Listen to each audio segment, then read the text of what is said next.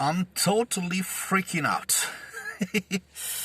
Well, I may be smiling, but things I think are not really figured out. So, my name is Hery.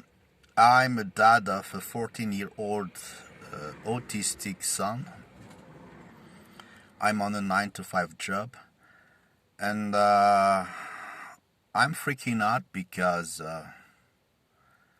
with my wife we have decided to drop our son off school. So we have taken that decision maybe a few months ago, but today his current school have just sent us the forms for signing up again for next year, and I just realized that we will not fill that form and we will not send back that form. And that's the topic for today. Hi guys, my name is Hery. I am running a podcast named Parent Raising a Different Kid. And I'm on a mission to transition into a more flexible life while I'm still, I am on a 9 to 5 job as of today. But a more flexible life, I mean, I need some more flexibility to better take care of the development of my son who is under the autism spectrum. And by flexible, I mean flexible in terms of schedule. I want to be able to, work whenever I have time, no time constraints.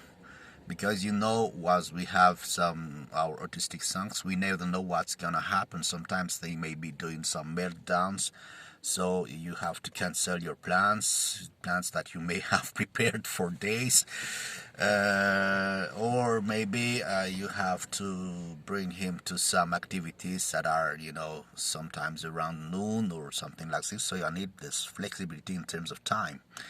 I also need some flexibility in terms of finance, but this time for once, it's not finance that freaks me out because I've got it figured out. But I will talk later about it so that maybe you can also maybe model or do the same thing that I'm doing.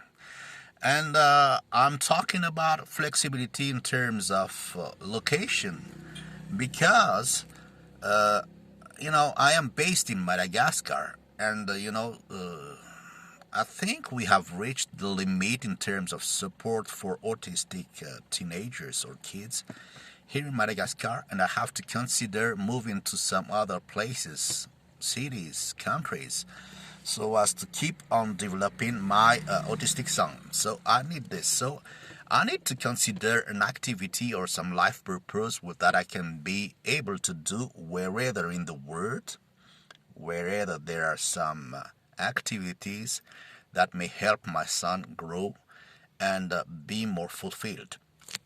So as I told you, we had to take that difficult decision to drop Lucas, our son, off school.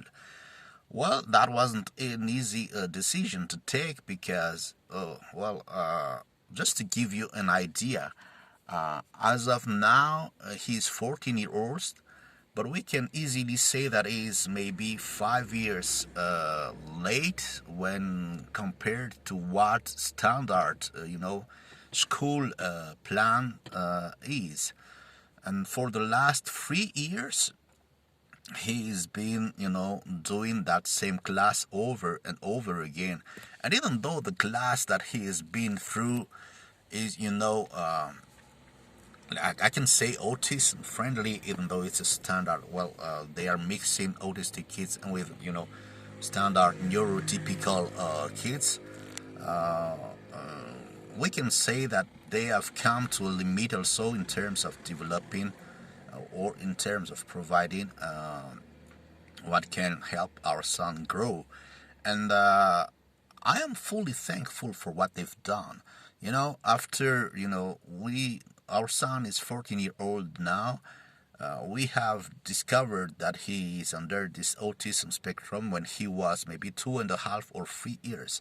So it's been 11 years that we've been living with this. And as most parents can resonate to, we have gone through that program where, your son, get kicked out of school because maybe he's he doesn't fit. And so we've gone through different schools. Maybe in this 11 years, he may have gone to 5 or 6 schools. I can't remember. I can't count it anymore. Some of the school directors sometimes once told us, "Look, keep your son at home. Don't send him to class anymore." And that was a shock. It happens, frequently to our kids, especially in countries where you don't have schools that are so ready to deal with this autism spectrum thing. And I told you earlier that I'm freaking out because that decision, we took it. And to be frank with you, we don't know what's gonna happen next. We don't really have a clear plan. I think we have a plan for financials, for securing our finances. That's one thing. I will put a link for the roadmap that I'm following to secure that financial part, as well as building that online business, or that will secure that part. So I think it's not really a financial issue. I'm not saying that I have a lot of finance, but it can be sorted out. The thing is, we don't know where to go, what activity we can have him do. Well, we have another school that is helping him with daily lives activities like cooking, like learning to count, maybe reading. Even though he can read, he doesn't necessarily understand what he reads. So quite frankly, there's no big plan. We are based in Madagascar. We know, for example, that somewhere in Canada it's an autism-friendly country, and that there may be something that we need to explore. Somewhere in Belgium there may be something to explore, but the plan isn't, very well set so far. So that's why I'm freaking out, because there's a lot of uncertainty out there. So I just wanted to share that, feeling with you. I'm hoping to exchange with other parents raising a different kid, and especially parents raising autistic kids. And feel free to share your experiences. How do you deal with it? How did you do? How do you, plan this, knowing that it doesn't always work like as planned? And I hope I'll be posting more regularly on this podcast. And feel free to reach out. Thanks, guys. Bye.